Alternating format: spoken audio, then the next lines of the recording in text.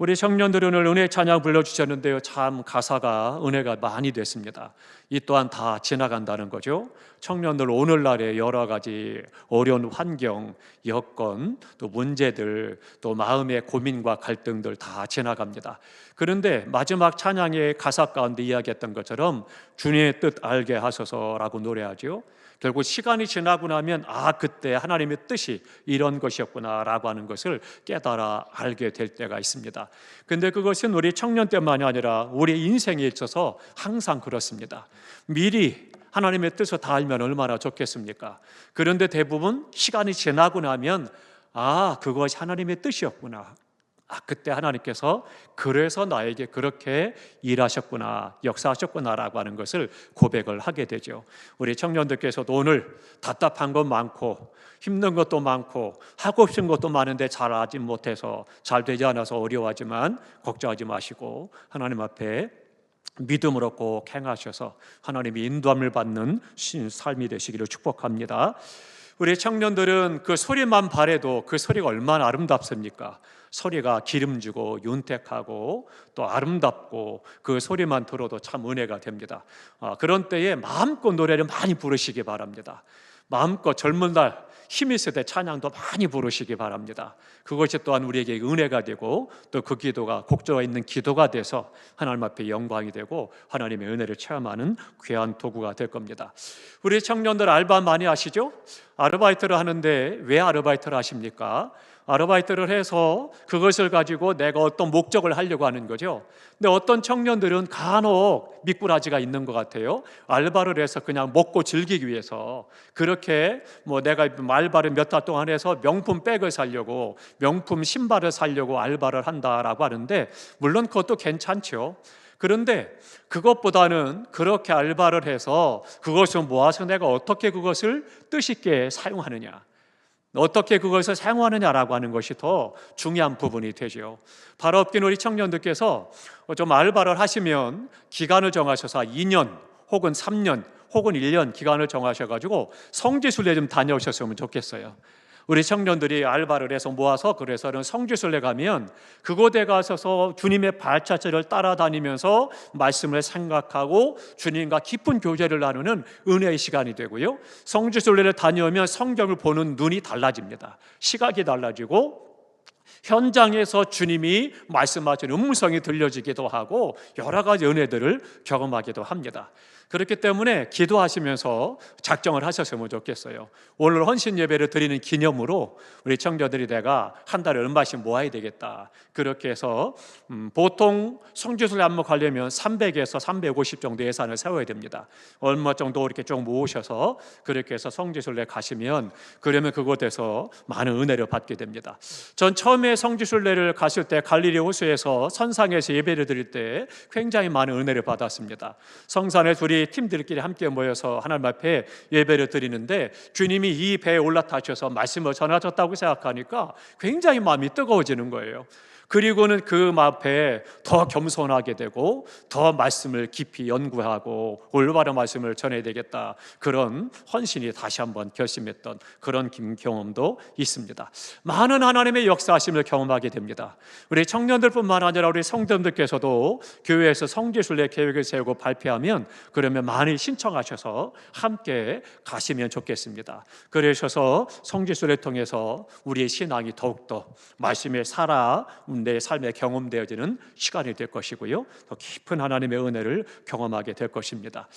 교회에서 성지순례는 3번입니다. 제1차는 예수님의 발자취를 따라서, 그래서 이스라엘 중심으로 해서 성지순례를 하고요, 제2차는 터키를 중심으로 해서 바울의 발자취를 따라서 성지순례를 합니다. 3차는 종교개혁의 발자취를 따라서, 그래서 루터의 발자취를 따라서 그렇게 우리가 성지순례를 유럽 쪽으로 다녀오게 됩니다.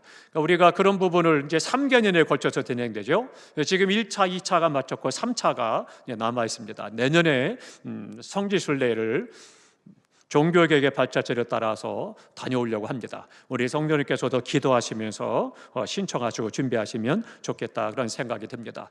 근데 성지순례를 가면 우리 한국 사람들은 독특합니다. 표가 확 나옵니다.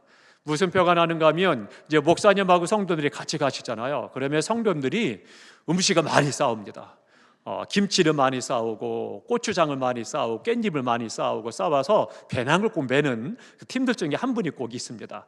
그리고 우리 팀들을 위해서 함께 그것을 만들어 오셔서 식사 때마다 내놓고 함께 식사를 하시기도 합니다. 그런데 또 한 가지 특징이 있습니다. 그게 뭐냐면 옷입니다. 대부분 등산복을 입고 오십니다. 그래서 전 세계 성지순례객 가운데 등산복을 입고 오는 나라 사람들은 우리나라 사람밖에 없습니다. 그러니까 우리나라 사람은 확 표가 납니다. 또 한 가지 우리나라 사람이 표가 나는 게 뭐냐면요, 머리부터 발끝까지 다 쌉니다. 내놓는 게 없어요. 모자 쓰죠, 옆에 가리는 수건 쓰죠, 장갑 끼죠. 그 더운데 그런데 다 그렇게 가리고 다닙니다. 근데 유럽 사람들이나 다른 나라 사람들은 그렇지 않습니다. 그냥 뭐 티 같은 거 하나 입고 소대나 신고 반바지 입고 슬리퍼 신고 뭐 다니기도 하고요. 그렇게 다닙니다. 근데 그것이 차이가 있어요. 우리나라 사람들이 멋쟁이기 때문에 그렇습니다. 그런데 피부적으로 체질적으로 그렇다고 그래요. 우리나라 사람들은 이제 이 태양을 많이 쬐게 되면 오히려 피부가 화상을 입고 피부가 문제가 생깁니다. 근데 유럽 사람들은 햇볕을 쬐야 피부가 건강해집니다. 그러니까 그런 체질적인 차이가 있기 때문에 그 사람들은 어떻게든지 해가 나면 가서 해를 막 쬐려고 하고요, 선탠을 하려고 하고 일광욕을 하려고 합니다. 그래서 유럽 사람들은요, 집에서도 옥상에다가 해가 좋은 날은 선베드를 놓고 그에서 햇볕을 쬐면서 그렇게 일광욕을 하면서 몸에 피부에 유익하도록 하고 건강을 유지하는 데 도움을 받기도 합니다. 그러니까 그런 체질적인 차이가 있다 보니까 그런 일들도 있는 것들을 볼 수가 있습니다. 그런데 이 태양빛도 전 세계를 한꺼번에 다 비추느냐? 그렇지 않습니다. 태양빛도 한쪽이 비치면 한쪽은 어둡습니다. 반대쪽이 더 비춰져. 본문에 보면 이 빛이라고 하는 것을 말씀하면서 빛 아래 거하라, 그렇게 말씀합니다. 다 함께 하십니다. 빛 안에 거하라. 빛 안에 거한다라고 하는 것이 굉장히 중요한데요, 오늘 본문에 보면 두 가지로 말하고 있습니다. 빛 안에 거한다라고 할 때 하나는 뭐냐면 사귐이 있다라고 하는 거예요. 사귐이 있고 또 하나는 뭐냐면 죄에 대해서 말씀을 하고 있는 것을 볼 수가 있습니다. 그러면 하나님은 빛이시라 말씀하기 때문에 우리가 하나님과 깊은 교제를 나눌 수가 있다라고 하는 것을 말씀을 하고 있습니다. 우리 7절을 보겠습니다. 7절 다시 한번 다 같이 읽겠습니다. 함께 했습니다.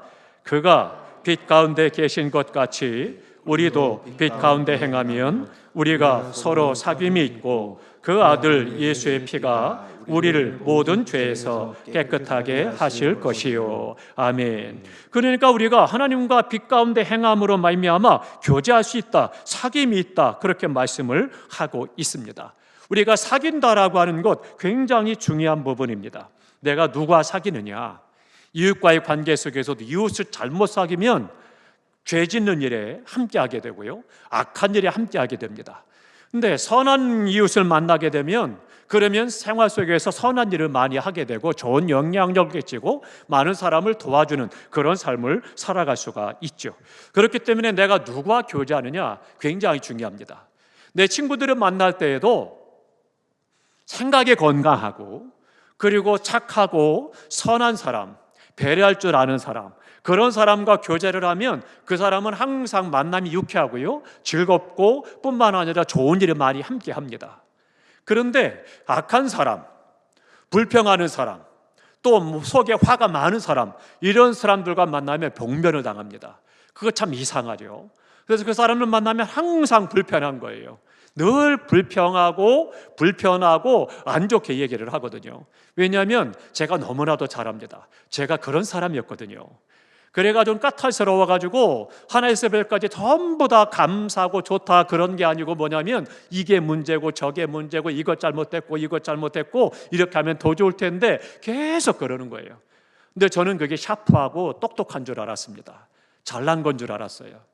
그런데요, 우리 주변에서 주변 사람들에 자꾸 불평하고 원망하고 안 좋게 얘기하는 사람들 보면 대부분 그런 마음을 갖고 있습니다. 은연중에 우쭐해요. 자기가 잘난 줄 알고.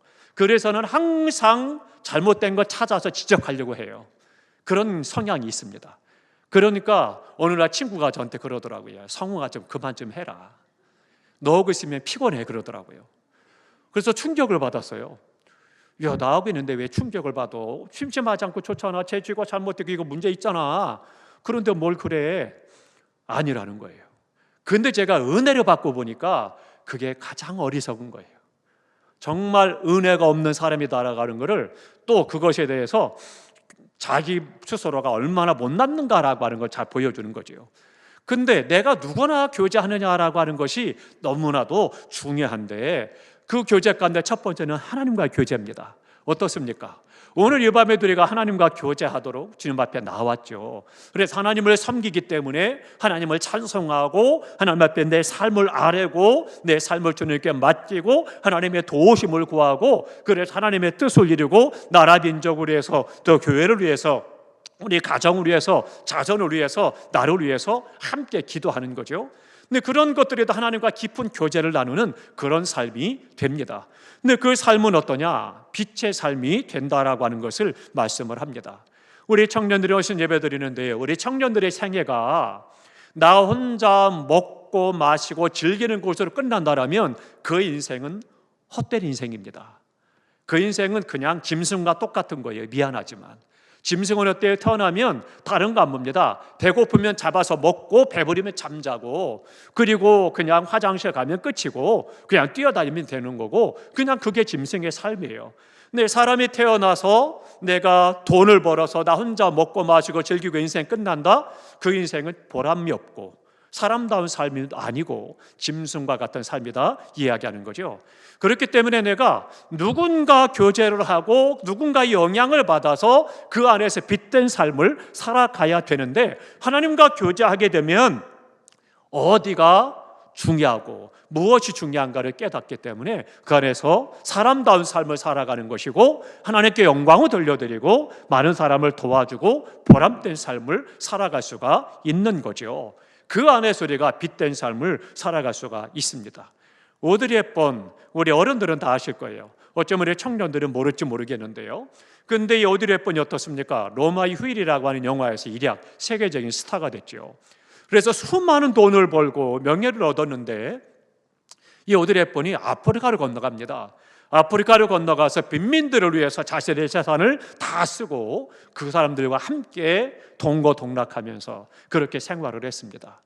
그래서는 그가 그들과 함께 하면서 생활을 하다가 어느 날 병이 들어서 그렇게 투병사를 하다가 그들과 함께 있다가 그렇게 세상을 떠나게 됩니다. 근데 그가 일기에 이런 말을 했었습니다. 당신에게 또 다른 손길이 있다는 것을 기억하십시오. 하나는 자신을 위한 손길이요, 다른 하나는 다른 사람을 도와주기 위한 손길이라는 것입니다. 그 두 가지 손길이 있다는 거예요. 하나는 내가 열심히 땀 흘려서 일을 해서 얻는 그 손길을 말하는 것이고, 또 한 손길은 다른 사람을 도와주는 그 손이 있다라고 하는 거예요. 근데 우리가 다른 사람을 도와주는 손은 없고 나만을 위해서 끌어당기는 것만, 그 손만 있다라면 참 안타까운 일이 된다라고 하는 거죠. 우리가 빛 대신 주님을 믿고 그 안에서 살아갈 때는 내 환경과 관계없습니다. 지금 우리 청년 시절은 어떻습니까? 금수저다, 음수저다, 흙수저다, 여러 가지 것들 이야기하고 부러워하기도 하고 때로는 그런 것들을 안타깝게 생각하기도 하는데, 환경이 내 인생을 좌우한다라면 그 인생은 불행합니다. 환경이 나를 주장하는 것이 아니라 내가 환경을 이기는 거예요. 하나님의 은혜 안에 있고 빛 가운데 행하고 하나님과 교제 가운데 있으면 하나님의 도우심을 받아서 우리는 얼마든지 빛 가운데 살아갈 수 있고 그 환경을 이겨나갈 수가 있는 거예요. 그런데 내 힘으로 하려고 하다 보니까, 세상적인 조건만 가지고 하려고 하니까 낙심하기도 하고 주저하기도 하고 안 되면 아파하고 힘들어하고 포기하는 거죠. 그게 아니라 하나님과 빛된 교제를 나눌 때 우리는 그 환경을 이겨나갈 수가 있다라고 하는 것입니다. 그것이 너무나도 중요한 거죠. 그렇기 때문에 오드리 헵번도 자신의 명예와 인기를, 부를 다 가난한 사람들을 위해서, 빈민들을 위해서 쓰고 그 가운데 병들었음에도 불구하고 그렇게 환경을 이기고 계속해서 나누는 삶을 살았던, 참으로 아름다운 인생을 살았던 것을 볼 수가 있죠. 얼마나 귀합니까? 그러니까 많은 사람들이 그 여인을 지금도 기리고 생각을 하죠. 그리고 고마워하는 거죠. 우리가 하나님과 올바른 교제의 삶을 살아가시기를 주님의 이름으로 축원합니다. 그래서 나를 만나는 사람 또한 나와 교제함을 통해서 그들도 복을 받고, 그들도 나를 만나면 즐겁고, 나를 만나면 유쾌하고, 나를 만나면 도움을 얻고, 나를 만나면 힘을 얻고, 나를 만나면 그들의 삶이 변화되어지고 복된 복의 통로가 되시기를 축복합니다. 그러면 또 하나, 두 번째 교제를 말하고, 두 번째는 뭐냐면 예수님의 피가 우리를 모든 죄에서 깨끗하게 하신다, 그렇게 말씀을 하고 있습니다. 주님의 보혈의 피가 우리의 모든 죄를 사하고 모든 불의에서 우리를 깨끗하게 하실 것이요, 그렇게 말씀하고 있죠. 그러니까 예수를 믿는다는 것은 주님을 신뢰하는 겁니다. 신뢰한다는 건 뭐냐면 내 모든 걸 다 맡긴다는 거예요. 내 죄까지도 맡겨야 되는 거예요. 내 죄를 맡기고 염려 근심하지 말아야 된다라고 하는 거죠. 오늘 내가 당하는 염려, 불안, 또 내 마음속에 있는 근심, 또 죄의 문제, 마음 아파하는 것도, 속상한 것도 다 주님께 맡기셔야 된다라고 하는 거죠. 걱정한다고, 불안해한다고 되는 거 하나 없습니다. 해보니까 그거 소용없더라고요. 염려하고 밤새고 고민하고 했는데 되는 거 없더라고요. 그러니까 주님이 뭐라고 말씀하십니까? 내가 염려해서 키를 한 자를 더 했느냐, 머리털을 더 나게 했느냐 말씀하잖아요. 아니라는 거예요. 주님께다 맡기라는 겁니다. 제가 초등학교에서부터 고등학교 때까지 항상 몇 번이냐면요, 놀리지 마세요, 4번이었습니다. 학교 다닐 때 항상 저희가 이제 4번인데 뭐를 가지고 번호를 매기느냐, 키입니다.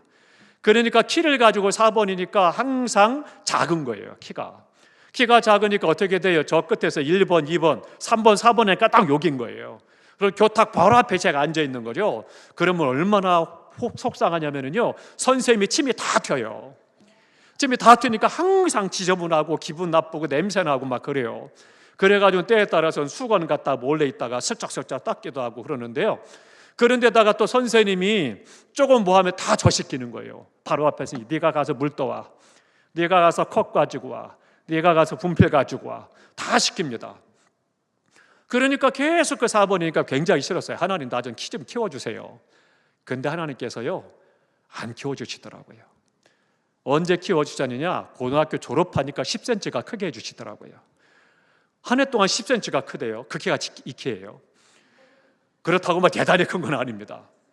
그런데 하나님께서는 내가 염려한다고, 근심한다고 키를 키우거나 머리카락을 더 나게 하거나 될 수 없다는 거예요. 그것도 하나님께 있다라고 하는 거죠. 그러니까 우리에게 하나님께 모든 것들을 맡게 된다는 것을 말씀합니다. 우리 청년들, 이거는 하나님께 맡기고 이거는 내가 하고 아닙니다. 다 맡기셔야 되는 거예요. 진로의 문제도 하나님께 맡기고, 오늘 내가 아르바이트 하는 것도 하나님께 맡기고, 공부하는 것도 하나님께 맡기고, 그래가면서 하나님과 깊은 교제 가운데 우리가 맡기는 삶을 살아가야 된다라고 하는 겁니다. 내가 죄인됨을 고백하고 그리고 예수님을 믿을 때 우리는 그 안에서 하나님의 역사심 가운데 우리의 길이 열려지고 우리의 비전이 이루어지는 것들을 경험할 수가 있습니다. 세계적인 거장, 또 세상적인 말로 성공한 사람들 보십시오. 그냥 우연찮게 어떻게 성공한 사람 없습니다. 다 뼈를 깎는 노력이 있었다라고 하는 거죠. 어느 날 이 모리스 장드롬이라고 하는 사람은, 이 사람이 첼리스트입니다. 세계 10대 첼리스트 중에 하나인데요, 이 사람이 피카소하고 친구였습니다. 그래서 피카소를 만나서 이야기하는 거예요. 야, 네가 세계적인 그림쟁이니까, 그러니까 나한테 내 생명과 같은 첼로를 좀 하나 그려달라 부탁을 했습니다. 그런데요, 이 첼로라는 그림을 그려달라는 부탁을 받고 그리고 대답을 해놓고 감감수식인 거예요. 자주 만나서 밥도 먹고 차도 마시고 이야기를 했는데, 근데 감감소식인 거예요. 그러다가 이제 친구도, 이 장도 잃어버린 거예요. 아유, 그 친구가 잃어버렸나 보다. 본인도 부탁한 사람도 잊어버리고 그냥 지나가는 거예요. 한 해가 지나가고 두 해가 지나가고 몇 년이 지나가느냐? 10년이 지났습니다. 10년이 지난 어느 날 피카소가 그림 한 장을 들고 와서 옛다 그리고 내놓는 거예요. 뭐야? 네가 부탁한 첼로 그림이야? 뭔 소리야? 잊어버리지 않았어? 내 그림을 받고 내가 첼로를 그리려고 하는데 이 첼로가 어떤 건지 내가 알아야 첼로를 그릴 수 있지 않느냐. 그래서는 10년 동안 이 피카소가 첼로를 배웠다는 거예요. 첼로를 배우고 그 안에서 첼로의 영감을 알고 첼로라는 악기가 어떤 영감이 있는가라고 하는 걸 알고 그리고는 그 그림을 그린 거예요. 10년 동안 그 그림 한 장 그리려고 악기를 연습했다는 거예요. 놀랍지 않습니까?